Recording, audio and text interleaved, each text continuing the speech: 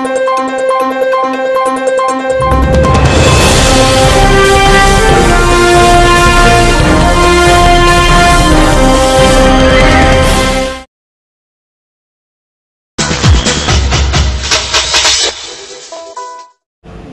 ते 30 सप्टेंबर दरम्यान भाईंदर येथे भागवत सत्संग सनातन राष्ट्र संमेलन भाविकांना मिळणार श्री अनिरुद्धाचार्यजी महाराज यांच्या प्रवचनाची पर्वणी।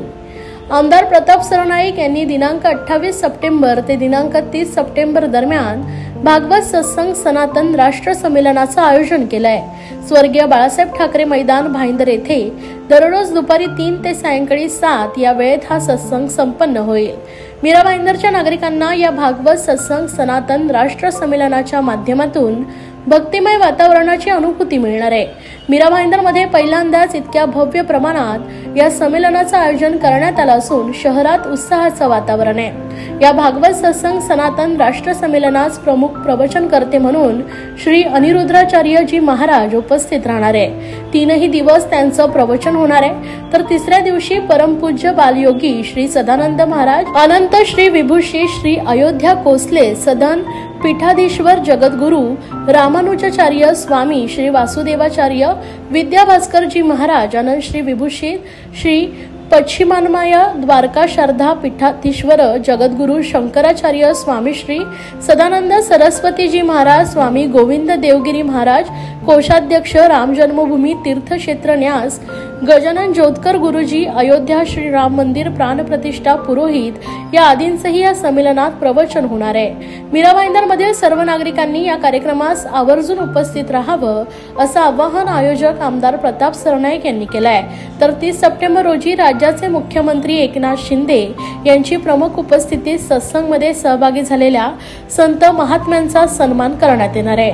28 सप्टेंबर रोजी हिंदू जनजागरण यात्रा नवघर मैदान ते स्वर्गीय बाळासाहेब ठाकरे मैदानापर्यंत काढण्यात येणार आहे। तर 30 सप्टेंबर रोजी सायंकाळी 5 वाजता नवघर येथील हनुमान मंदिर ते स्वर्गीय बाळासाहेब ठाकरे मैदानापर्यंत भव्य कलश यात्रा काढण्यात येईल। या यात्रेत 5000 पेक्षा जास्त महिला सहभागी होणार आहे। या कार्यक्रमाचा समारोप माननीय मुख्यमंत्री महोदयांच्या हस्ते होईल अशी माहिती आमदार प्रताप सरनाईक यांनी दिली आहे। महाराष्ट्रामध्ये पहिल्यांदाच जगद्गुरु शंकराचार्यांच्या उपस्थितीमध्ये फार मोठ्या प्रमाणात भागवत सत्संगाचं आयोजन करण्यात आलेलं आहे। सनातन राष्ट्र संमेलन अशा प्रकारे त्या संमेलनाचं आयोजन असणार आणि त्या ठिकाणी जे गोविंदगिरीजी महाराज आहेत ते अयोध्येच्या राम मंदिराच्या उभारणीमध्ये त्यांचा सिंहाचा वाटा आहे आणि कोषाध्यक्ष अयोध्येतील राम मंदिराचे, त्याचबरोबर वासुदेवाचार्य विद्याभास्कर महाराज पण या ठिकाणी येणार आहेत। त्यांचंही फार मोठं योगदान आहे आणि जे आपले ठाणे आणि पालघर जिल्ह्याचे गुरु म्हणून ज्यांना संबोधलं जातं ते परमपूज्य बालयोगी सदानंद महाराजांची उपस्थिती असणार आहे। त्याचबरोबर आमचे राम मंदिराचे प्रमुख पुजारी असलेले गजानन जोतकर गुरुजी यांच्या हस्ते पूजा अर्चाचा कार्यक्रम त्या ठिकाणी आयोजित करण्यात आलेला आहे। प्रामुख्यानं ज्यांना आपण दूरचित्रवाहिनी किंवा सोशल मीडियाच्या माध्यमातून आपण ज्यांना बघतो, विविध चॅनलच्या माध्यमातून ज्यांना दाखवलं जातं ते श्री अनिरुद्धाचार्यजी महाराज यांचं 3 दिवसाचं 28, 29 आणि 30 दुपारी 3 ते सायंकाळी 7 वाजेपर्यंत प्रवचन होणार आहे। वृंदावनावरून खास या कार्यक्रमासाठी ते उपस्थित राहणार आहेत, त्यामुळे त्यांचं फार मोठ्या प्रमाणामध्ये या प्रवचनाच्या माध्यमातून लोक येणार आहेत। पहिल्यांदाच मीरा भाईंदरमध्ये एक वातानुकूलित 40 ते 50 हजार आसन क्षमतेचा असं डोम तयार आम्ही करतोय आणि त्या डोमच्या माध्यमातून ह्या प्रवचनाची आनंद ह्या सर्वसामान्य भक्तगणांना लुटता येणार आहे।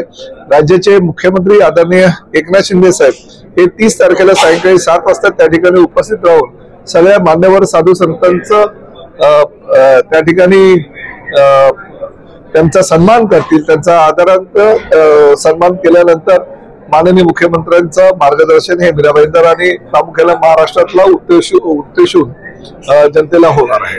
त्यामुळे हा पहिल्यांदाच कार्यक्रम महाराष्ट्रामध्ये अशा प्रकारचा मोठा कार्यक्रम होणार असल्याकारणानं ह्याचं सनातन राष्ट्र संमेलनाच्या माध्यमातून सर्व स्तरातून स्वागत होत आहे। आपल्यालाही विनंती माझी आहे, साधं भक्तगणांना सुद्धा विनंती आहे की मोठ्या प्रमाणात या सत्संगाचा आनंद प्रत्येकाने घ्यावा। महाराष्ट्रातील भगिनींना आधार देणारी राज्य शासनाची मुख्यमंत्री माझी लाडकी बहीण योजना या योजनेअंतर्गत अल्प उत्पन्न गटातील 21 ते 65 वयोगटाच्या भगिनींना मिळणार दरमहा 1500 रुपयांची मदत। अर्ज करण्यासाठी 31 ऑगस्ट 2024 पर्यंत मुदतवाढ। कुटुंबाचं वार्षिक उत्पन्न 2.5 लाख रुपयांपेक्षा कमी असलेल्या महिला पात्र। कुटुंबाकडे पिवळं किंवा केशरी रेशन कार्ड असल्यास उत्पन्नाचा दाखला आवश्यक नाही।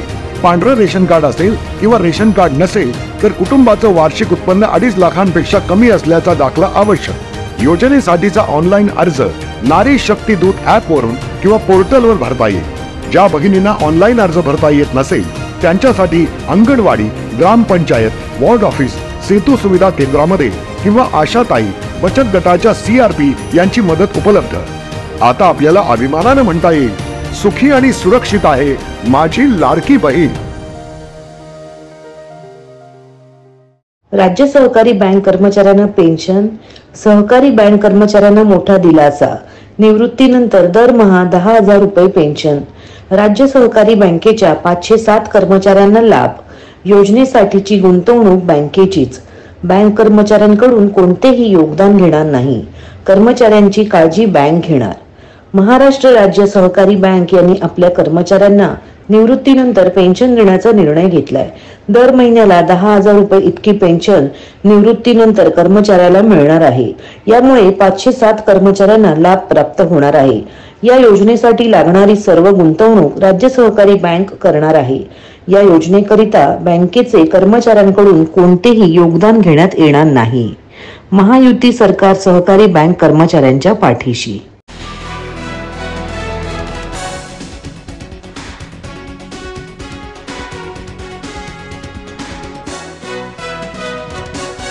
उद्योगधंद्यांच्या वाढीसाठी सरकारचं प्रोत्साहन, मुख्यमंत्री एकनाथ शिंदे यांची ग्वाही। मुंबई महानगर प्रदेशात उद्योग वाढीसाठी प्रचंड क्षमता असल्यानं हा प्रदेश आर्थिक तंत्रज्ञानामध्ये देशाची राजधानी होऊ शकते आणि त्यासाठी आवश्यक असलेले निर्णय राज्य सरकार घेईल, अशी ग्वाही मुख्यमंत्री एकनाथ शिंदे यांनी दिली आहे। नवी मुंबई विमानतळावर महिन्याभरात प्रायोगिक तत्वावर विमाने उड्डाण करतील आणि वाढवण विमानतळाचेही काम सुरू होईल, असंही त्यांनी नमूद केलंय। ठाणे येथील डॉक्टर काशीनाथ घाणेकर नाट्यगृहात शनिवारी मुंबई महानगर प्रदेश अंतर्गत ठाणे विकास परिषद आयोजित करण्यात आली होती। या कार्यक्रमात बोलताना मुख्यमंत्री शिंदे यांनी मुंबई महानगर क्षेत्रात राबवण्यात येत असलेले प्रकल्प आणि भविष्यातील विकास आराखड्यांबाबत माहिती दिली आहे। विविध उपकरणांमध्ये चिप्सचा वापर केला जातो। या चिप निर्मितीचा देशातील पहिला उद्योग मुंबई महानगर क्षेत्रात सुरू होते। याशिवाय इतर क्षेत्रातील उद्योगही राज्यात येत आहेत। याचा अर्थ राज्यात उद्योग वाढीसाठी प्रचंड क्षमता असून या उद्योग वाढीसाठी काही निर्णय घेतलेत, असंही शिंदे म्हणाले। मुंबई महानगरचा आर्थिक विकास दर 7.30% इतका असून तो 2047 पर्यंत 20% घेऊन जायचा आहे। त्यासाठी मित्रा संस्थेने महिन्यातून एक बैठक घेऊन त्या सर्व विभागांच्या कामांचा आढावा घ्यावा।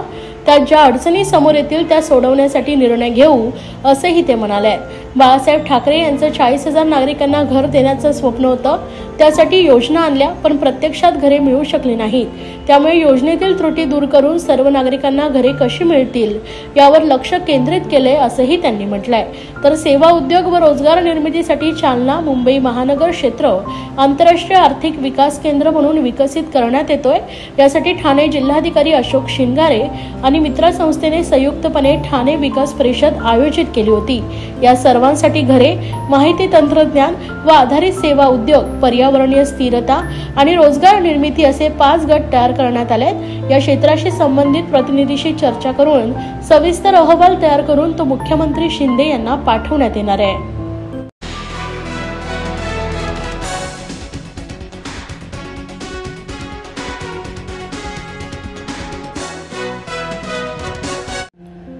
जनसेवक आमदार संजय केळकर यांच्या जनकल्याण कार्ड योजनेला महिला भगिनींचा उत्स्फूर्त प्रतिसाद। आमदार केळकर यांची या उपक्रमाच्या माध्यमातून माता भगिनींना अनोखी भेट। ठाण्याचे आमदार संजय केळकर यांनी त्यांच्या महिला विकास परिवार या संस्थेच्या माध्यमातून 1 सप्टेंबर रोजी जनकल्याण कार्ड योजनेचा शुभारंभ हजारो महिलांच्या उपस्थितीत केलाय। या योजनेत ज्या महिलांकडे हे कार्ड असेल त्यांना यादीमध्ये समाविष्ट करण्यात आलेल्या दुकानांमध्ये खरेदी केल्यास खरेदीवर 15 ते 50% पर्यंत सूट मिळणार आहे। आमदार केळकर यांनी या जनकल्याण कार्डचं वाटप दुसऱ्या टप्प्यात काल ठाण्याच्या महाजनवाडी हॉलमध्ये केलंय। महिला विकास परिवाराचे पंढरीनाथ पवार, उमेश सोनकर यांनी या कार्यक्रमाचं आयोजन केलं होतं। जवळजवळ 2000 महिलांना काल जनकल्याण कार्डचं वाटप करण्यात आलंय। या कार्यक्रमाला भाजपाचे ठाणे शहर अध्यक्ष संजय वाघुले, ठाणे जिल्हा हाऊसिंग फेडरेशनचे अध्यक्ष सीताराम राणे, ठाणे परिवहन सदस्य विकास पाटील, माजी उपमहापौर सुभाष काळे, व्यापारी आघाडीचे मितेश शहा उपस्थित होते।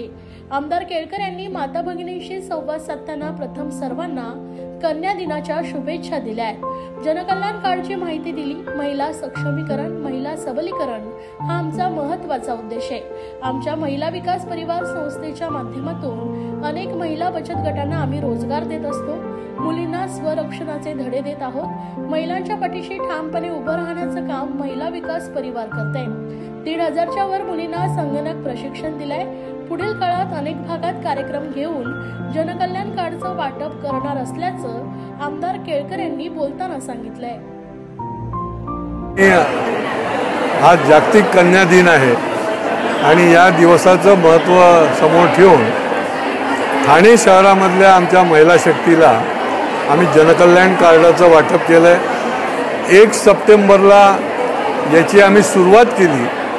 2500 महिलांच्या उपस्थितीमध्ये याची सुरुवात केली।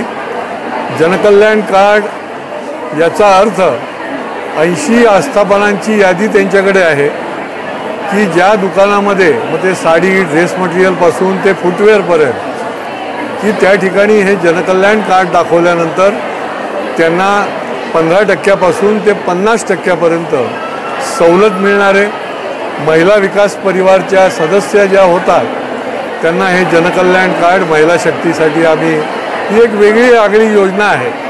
अनेक उपक्रम जसे आम्ही महिला विकास परिवारतर्फे करतो त्यातलाच हा एक उपक्रम आहे आणि आमच्या या महिला भगिनींसाठी ही अनोखी भेट आहे की जी भेट वर्षभर हे कार्ड चालेल, त्याच्यानंतर पुन्हा ते नूतनीकरण त्याचं करता येईल। आमची ही बांधिलकी आहे। आम्ही देखील शासनाबरोबर शासनाच्या माध्यमातून जशा निरनिराळ्या महिलांच्याकरता योजना आणल्या जात आहेत। आत्ताच जशी लाडकी बहीण योजना आली आणि त्याचा या जिल्ह्यातल्या 13 लाख भगिनींनी आत्तापर्यंत त्यांनी फॉर्म भरून लाभ घेतला। तर आम्ही आमची बांधिलकी महिला विकास परिवार म्हणून घेऊन या शहरामधल्या महिला भगिनींसाठी ह्या एक अभिनव असा उपक्रम जनकल्याण कार्डाच्या माध्यमातून आणला आणि आजपर्यंत 6000 महिला भगिनींकडे हे जनकल्याण कार्ड पोहोचलेलं आहे।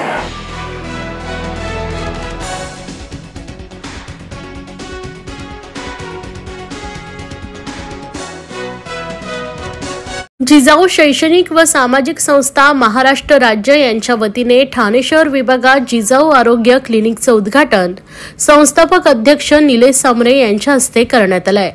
जिजाऊ शैक्षणिक व सामाजिक संस्था महाराष्ट्रातील विविध जिल्ह्यांमध्ये अनेक सामाजिक उपक्रम राबवते। विद्यार्थ्यांना मोफत शिक्षण सुविधा, महिलांना स्वावलंबी बनवण्याकरता प्रशिक्षण केंद्र, गरीब रुग्णांना मोफत उपचार उपलब्ध करून देते। तसेच आता गरीब वस्त्यांमध्ये जिजाऊ आरोग्य क्लिनिक सुरू करण्यात येत आहे। यामुळे गोरगरीब वस्तीतील नागरिकांना या आरोग्य क्लिनिकचा फायदा होणार आहे। करोडो रुपयांचे अर्थसंकल्प असलेल्या ठाणे महानगरपालिका क्षेत्रामध्ये अनेक झोपडपट्टी वस्ती आहेत। मात्र असं असतानाही या वस्त्यांमध्ये कचऱ्याचं नियोजन नसल्यानं घाणीचं साम्राज्य वाढत असून या ठिकाणी मोठ्या प्रमाणात डेंग्यू, मलेरिया सारख्या आजारांना नागरिकांना बळी पडावं लागतंय। अशातच खासगी रुग्णालयांमध्ये अतिरिक्त शुल्क या नागरिकांना परवडणारं नाहीये। तसेच सरकारी रुग्णालय हेही हाकेच्या अंतरावर नसल्यानं जिजाऊ शैक्षणिक व सामाजिक संस्थेचे अध्यक्ष निलेश सामरे यांच्या संकल्पनेतून जिजाऊ आरोग्य क्लिनिक हे गोरगरीब वस्त्यांमध्ये आता उभारण्यात येत आहे। असेच काही ठाणे शहर विभागातील कळवा पूर्वेकडील 25,000ची लोकवस्ती असलेल्या आनंदनगर परिसरात जिजाऊ आरोग्य क्लिनिकचं केंद्र उभारण्यात आलंय। यामध्ये विभागातील गरीब व गरजू नागरिकांकरता मोफत उपचाराबरोबर औषधही मोफत मिळणार आहेत।